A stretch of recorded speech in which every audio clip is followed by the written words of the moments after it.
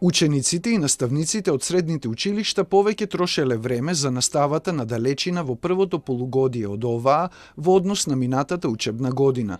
Вака се изјасниле 55% од средношколците и 87% од наставниците.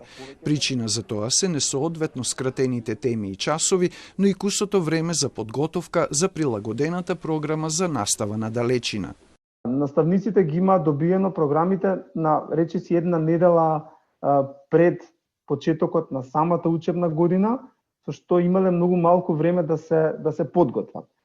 Начинот на кој што ги има добиено програмите и како тие се скратени се разликувало многу од предмет до предмет. Предавам информатика, беше скратен на начин беа тргнати часовите за вежби, што е најнелогично. Не може само да им предаваме на децата, мораме да имаме часови за повторување, за вежбање и така натаму.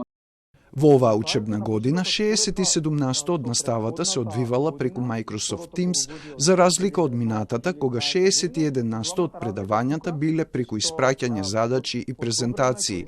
Само 9% од наставниците ја користеле националната платформа заради техничките проблеми и нејзината нефункционалност.